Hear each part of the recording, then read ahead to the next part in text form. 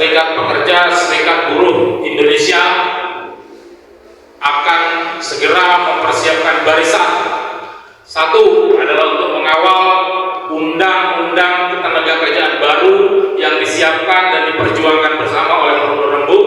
Kedua, juga kita akan bergerak untuk berjuang bagaimana memperbaiki ekosistem tata kelola industri Indonesia, baik itu melawan korupsi, impor ilegal, dan segala bentuk penyelewengan kekuasaan yang merusak industri. Hidup buruh! Hidup buruh! Terima kasih. Assalamualaikum warahmatullahi wabarakatuh. Merdeka!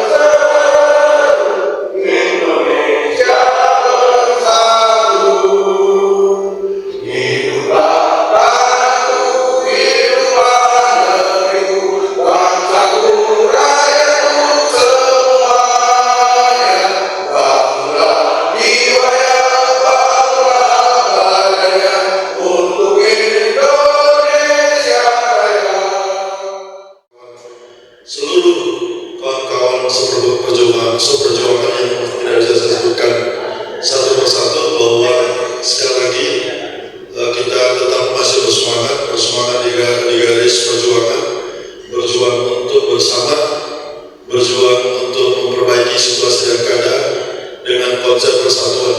Buat saya itu yang terpenting untuk bagaimana kita mewarisi kebersamaan ini kepada generasi kita berikutnya, bahwa dalam perjuangan ada yang terpisah, ada yang mau bersama, bahwa itu adalah sebuah dinamika.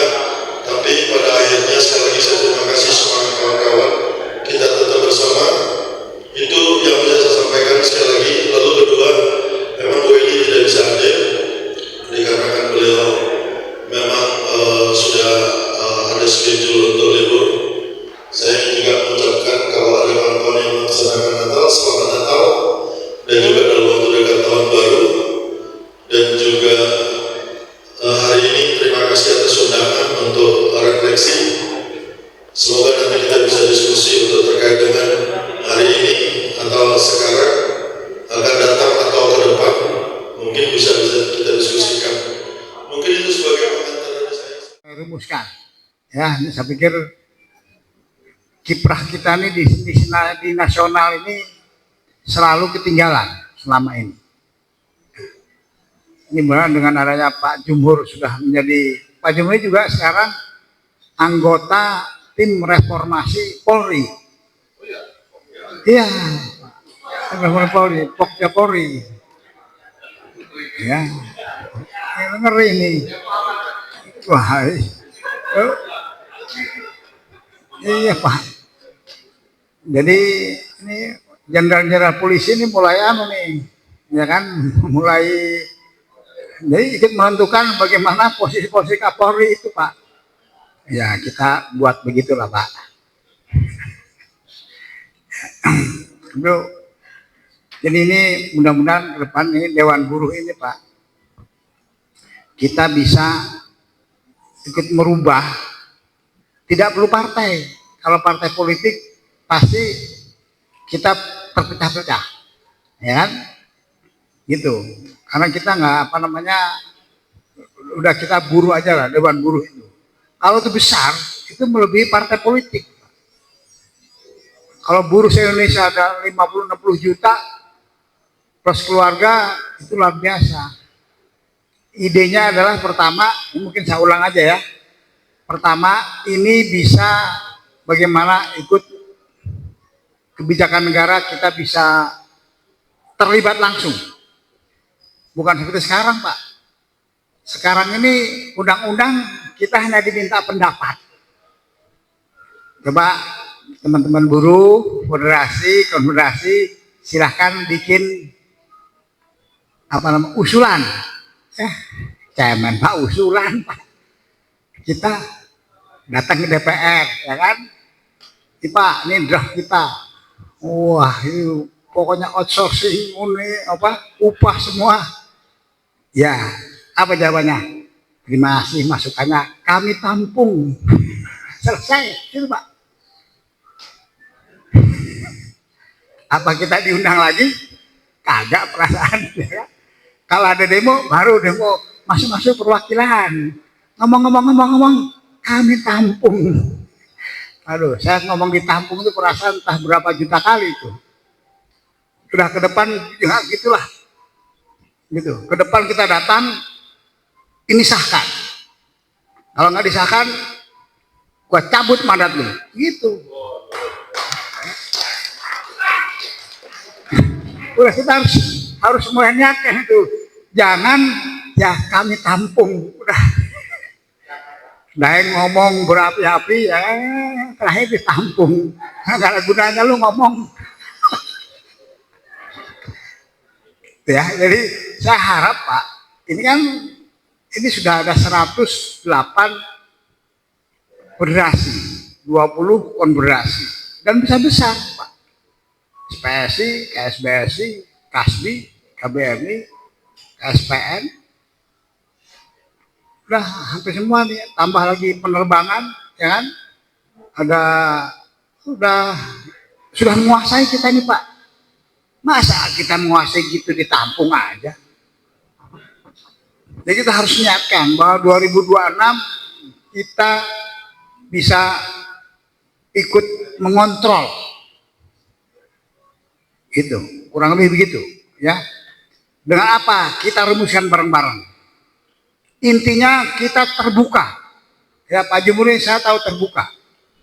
Ya, ini apa namanya? Kadang-kadang sambutan aja nggak mau dia.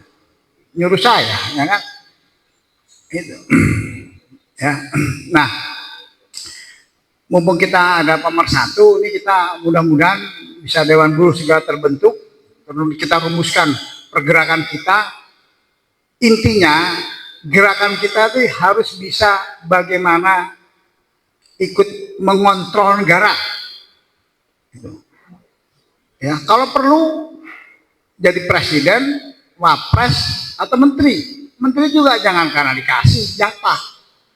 Saya minta menteri 10. Gitu. Itu yang strategis, industrian, perdagangan. Kemudian apa lagi? Nah kerja pastilah. Jepang dulu maju itu perindustrian dan perdagangan jadi satu. Idenya Pak Jumur saya tahu perdagangan jadi satu supaya impor terkontrol. Itu Bapak ya. Saya harap kita ini transparan semua ya sehingga semuanya bisa mudah-mudahan kita bisa apa namanya mensejahterakan buruh apa namanya Indonesia lah kira-kira gitu. Karena kita yang terdiri orang-orang hebat, pejuang-pejuang, bukan para apa namanya, bukan pengecut-pengecut lah, ya kan? Kita Sumatera aja hancur lebur begitu Pak. Udah ada orang mau nyumbang, siapa ngomong? Mau nyumbang, segitu mah kita juga punya, ngapain nyumbang? Simping Pak. Dan kita nggak bisa apa-apa. Di luar negeri orang kayak gitu sudah diganti Pak. Jangan model-model listrik 97% dibiarin, ya kan? Nah, kira-kira begitulah kita Dewan Buruh ini korupsi, impor sembarangan, APBN kita bisa ikut kontrol, bukan hanya ditampung-tampung. Kalau perlu mereka yang kita tampung kalau begitu. Kira-kira begitu dari saya. Mudah-mudahan nanti kita rumuskan. Ada Pak Rekson, Pak ini dokter nih, sebentar lagi profesor. Ya, ada ketua yang baru, ya kelihatan wajahnya udah semangat baru, ya kan? Mudah-mudahan bisa. Ini anggotanya banyak sekali nih. Kemudian ya ada Pak Sunat. Ya udahlah, ini nih yang lain-lain apa namanya sudah tinggal jalan, ya. Dan kita ini kanan kiri oke. Gitu ya, tidak ada. Yang penting kita nasionalis kita. Ya, karena imam besar nasionalis. Mudah-mudahan begitu dari saya. Mohon maaf atas segala kesalahan, mungkin juga penyelenggaraan. Assalamualaikum warahmatullahi wabarakatuh. Saya kira ada banyak hal masukan-masukan yang baru, saya kira bagi kita tadi salah satu titik tekannya kan salah satu kritik Bang Rexon tuh kenapa kita sibuk ngurusin naskah akademik, ngurusin pasal per pasal yang kata-katanya ini sesuai hukum atau enggak, nah gitu kan. Nah itu sebenarnya udah jadi ulasan kita juga Bang dari awal, ya kan. Yang paling penting itu sebenarnya di kita tuh harusnya punya kayak pokok-pokok pikiran yang konkret, apa sih yang dimauin oleh buruh dalam konteks undang-undang yang baru itu kan. Itu juga sebenarnya sudah muncul. Nah, tapi ada beberapa tambahan isu yang penting mendapat sorotan dalam undang-undang yang baru itu. Nah, saya kira sekarang buka saja ke forum, silakan teman-teman mau tanya, nggak mesti tanya juga, bisa juga ngasih pandangan-pandangan atau paparan-paparan teman-teman, karena ini adalah bagian daripada kita untuk melakukan refleksi selama 2025 kita dalam konteks apa namanya, kan kita sudah mempersiapkan sekitar setahun lebih mempersiapkan gagasan kita untuk melahirkan undang-undang ketenagaan baru, bagian dari kita memfollow up putusan Mahkamah Konstitusi. Saya kira silakan kita buka ke forum Nah, mungkin ini Pak Ketum pergi dia lagi. Ya udah. Oke. Berarti silakan dibuka dulu. Ada berapa? Ada 2. Bung ini dulu Bung Anderson. Bung Anderson. Assalamualaikum warahmatullahi wabarakatuh. Salam kenal, saya Kemet dari Federasi Serikat Pekerja Pengemudi Online Bersatu. Saya mohon izin untuk mengkritisi apa yang tadi Om Rexon paparkan, terutama yang berkaitan dengan pekerja platform. Karena itu erat kaitannya dengan nasib dan masa depan jutaan masyarakat pengemudi Indonesia yang saat ini bekerja tanpa adanya perlindungan hukum. Tadi di poin nomor 3, mohon maaf Om Nurdin agak ke bawah lagi sedikit tadi. Yang tadi poin terkait dengan sistem bagi hasil. Jujur Pak, saat ini saya melihat bahwa sistem imbalan bagi hasil itu justru memberikan peluang bagi aplikator untuk menolak hubungan kerja. Dia dengan sistem bagi hasil ini pasti akan menerapkan hubungan kemitraan yang kami tolak. Kenapa demikian? Karena kami melihat bahwa ini kan akan jadi sangat ambigu. Bagi hasil atas dasar apa? Kalau di transportasi online, selama ini kita mengacu pada tarif, Om Rexon, mohon maaf. Jadi sangat tidak mungkin kita mengejar pendapatan kita ke Kementerian Perhubungan. Gitu loh. Justru yang dengan sistem pekerja platform inilah, saya tidak lagi berpacu pada tarif, tapi pada remunerasi sesuai dengan brown paper-nya ILO. Gitu. Ketika ini menjadi sebuah remunerasi, maka kita tidak lagi mengejar-ngejar tarif di Kementerian Perhubungan, tapi kita mengejar upah atau imbalan per satuan waktu atau per satuan hasil ke Kementerian Tenaga Kerja yang mengacu pada standar hidup layak. Jadi jelas Om Rexon, mohon maaf, kami dengan tegas menolak sistem imbalan bagi hasil, karena menurut kami itu akan sangat merugikan teman-teman, karena ini akan membuka peluang bagi terciptanya hubungan kemitraan, bukan hubungan kerja, dan kemitraan posisi kami sangat lemah karena sifatnya individual, di mana perusahaan dengan badan hukum dia menerapkan kemitraan dengan teman-teman yang sifatnya individual. Jelas secara posisi tawar kami sangat-sangat lemah, makanya kami menolak itu. Terus yang kedua, tadi ada beberapa kritisi terkait dengan beberapa definisi. Tadi Om Rexon mengatakan bahwa pekerjaan platform itu adalah mereka yang bekerja menjadikan pekerjaan ini sebagai pekerjaan utama. Setahu saya itu tidak ada definisi seperti tersebut Om Rexon di dalam brown paper-nya ILO. Jadi definisi pekerja platform itu sangat sederhana, yaitu mereka yang bekerja dan mendapatkan imbalan dari media platform yang diorganisasikan oleh perusahaan-perusahaan platform. Hanya itu Om. Jadi setiap orang yang bekerja dan mendapatkan penghasilan dari media platform, maka dia adalah pekerja platform, tanpa harus menjadikan itu sebagai pekerjaan utamanya, apalagi sampai harus 40 jam per minggu. Nggak ada itu aturannya seperti itu. Terus tadi juga ada bahwa perusahaan platform adalah badan hukum. Jadi dia tidak selalu badan hukum, tapi individu pun bisa. Individu atau badan hukum bukan yang memberikan pekerjaan, tapi mengorganisasikan pekerjaan tersebut dan memberikan imbalan kepada pekerja platform. Jadi jelas, siapapun yang mengorganisasikan, melakukan kontrol terhadap para pekerja platform dalam bekerja, maka dia disebut sebagai platform digital labor atau perusahaan perusahaan platform, karena dia mengorganisasikan pekerjaan tersebut tanpa harus dia berbadan hukum, individu juga bisa. Coba deh tadi saya jaga. Jadi begitu Om yang saya ingin kritisi. Kami menolak sistem bagi hasil, kami ingin mengejar remunerasi mengacu pada satuan hasil dan satuan waktu, dan kita akan lebih bertarung di Kementerian Tenaga Kerja mengejar pendapatan kami, bukan di Kementerian Perhubungan.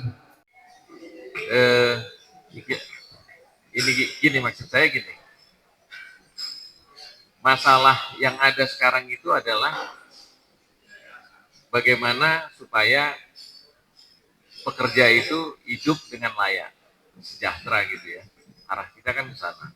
Mereka mendapat imbal, kalau dikatakan imbalan atau gaji lah ya, itu harus tidak terjadi pembicaraan setiap tahun. Itu yang akan kita harapkan. Jadi masing-masing industri itu ke depan itu dalam undang-undang dia tidak jadi masalah gitu. Jadi bukan pada besarannya yang dibicarakan tiap tahun. Jadi masing-masing tiap industri itu boleh kita buat di satu kota misalnya ada standarnya. Tapi kan di sini tidak ada keadilan bagi pekerja. Karena apa? Karena kalau misalnya pekerja itu dia punya sense terhadap ininya perusahaannya, otomatis dia akan terjadi peningkatan yang tajam terhadap perusahaan itu sendiri. Jadi saya berharap ya, kita itu memikirkan, saya itu berharap ke depan itu kita memikirkan apa? Kinerja daripada pekerja yang bekerja pada suatu perusahaan itu harus dihitung, harus dinilai. Jadi bisa, yang saya tawarkan adalah bagaimana seandainya si pekerja ini memiliki saham atau merasa memiliki saham di dalam suatu perusahaan itu yang harus kita tekankan, sehingga kita tiap tahun tidak berbicara tentang upah gitu. Jadi, nah itu salah satu cara bagaimana kita membuat pekerja itu membuat iklim investasi yang sehat. Karena apa? Karena di situ pasti akan terjadi transparansi. Gak mungkin lagi akan terjadi polisi akan ada pihak-pihak yang memeras perusahaan. Itu nggak akan bisa terjadi karena pekerja udah kontrol kan, karena dia perwakilan dia ada di pemegang saham itu, sehingga kepastian hukum, transparansi semuanya akan keluar di situ. Jadi dalam pengupahan kalau saya harapkan nantinya kita memasukkan unsur-unsur yang seperti itu gitu. Jadi tidak hanya berdasarkan apa yang jam kerjanya sekian, jangan seperti itu kita berpikiran, karena ke depan itu ya kita Vietnam udah mulai itu, Vietnam, tapi kalau Spanyol, Inggris, Amerika itu mereka udah lama jalan, tapi kalau di Asia ini ya Vietnam udah mulai memastikan hal yang seperti itu. Jadi saya kira dalam masalah pengupahan kita harus membuat pekerja itu memiliki, sehingga iklim investasi akan terbentuk dengan baik.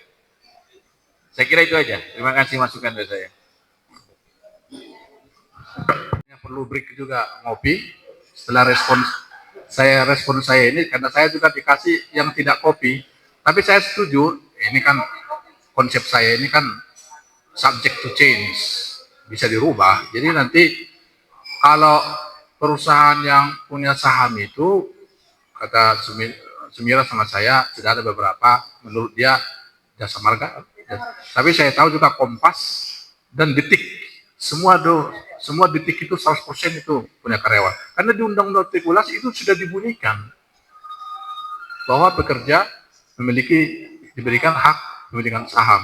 Mau kita perkuat lagi di pengupahan boleh. Cuma nanti harus ada klasifikasi. Karena ada perusahaan yang hanya bekerja dalam 1 bulan. 3 bulan. Nah, jadi perusahaan yang operasinya misalnya 1 tahun ke atas, buruh perlu ada perwakilan di komisaris, itu boleh.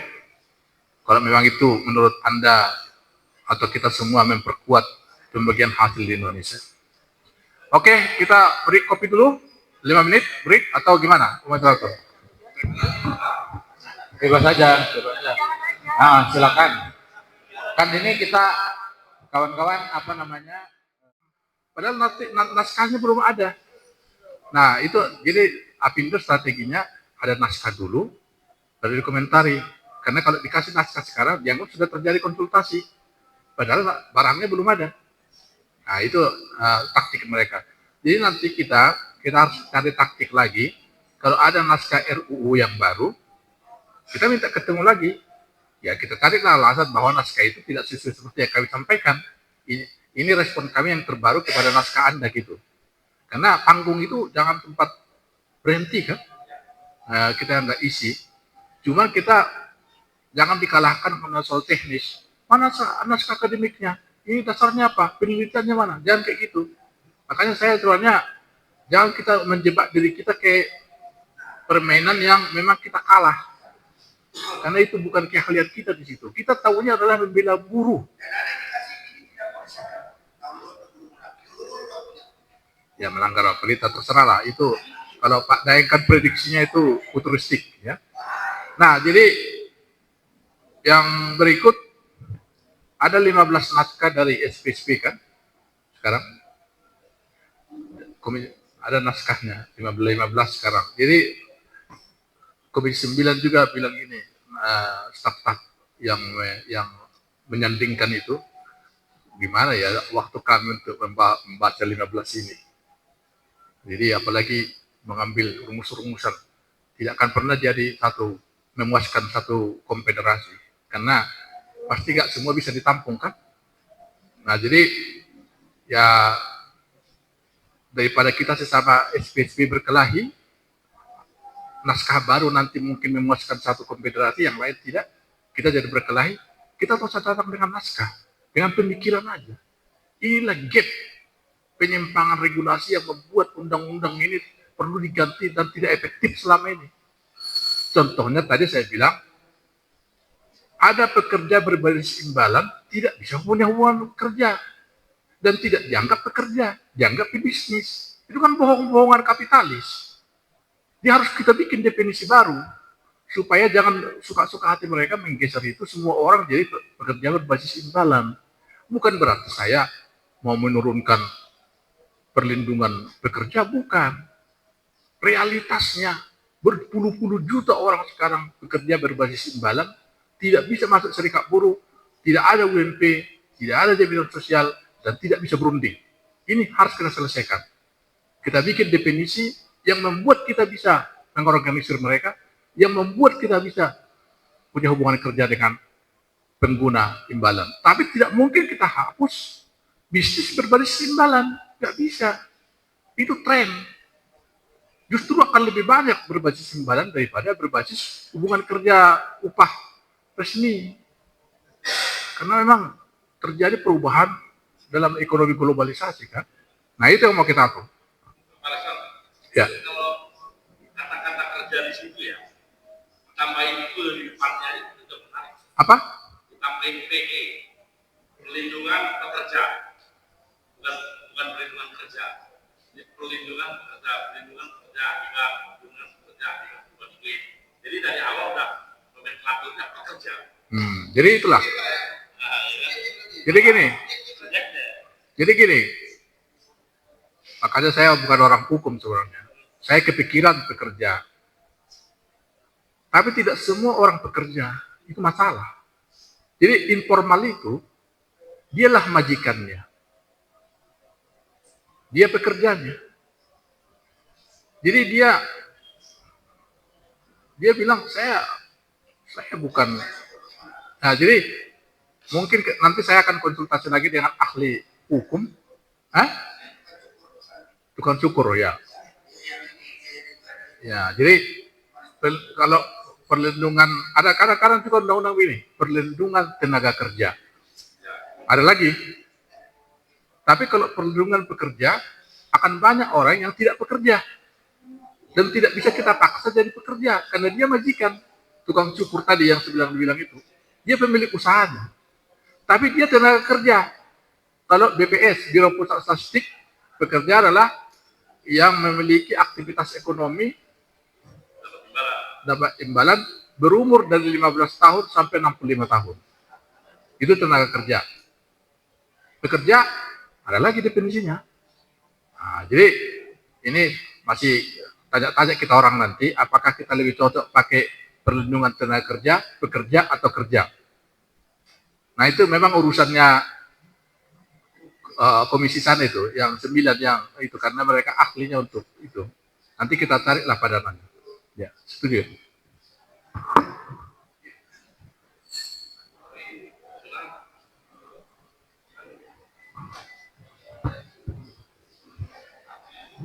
Ya, baik kawan-kawan. Kalau saya sih prinsipnya ini ya, kalau secara keseluruhan kan sebenarnya kita sudah mendiskusikan. Jadi tadi apa yang disampaikan oleh Bang Rekson itu di dalam pertemuan-pertemuan di tim perumus itu kan sudah dibahas. Kalau saya kan melihatnya ini cara kita menyampaikan atau ada pokok-pokok pikiran atau poin-poin penting, cara menyampaikan kepada orang DPR, kepada publik, kan kira-kira begitu. Hal-hal penting gitu. Jadi ya saya sepakat gitu. Jadi enggak istilahnya itu apa ya? Pasal per pasal. Bahkan yang kita perlukan itu salah satu evaluasi dari kita kemarin itu kan gaungnya kurang besar, belum besar. Gaung kita untuk membahas apa di Undang-Undang Tenaga Kerjaan yang baru ini belum besar. Dan publik belum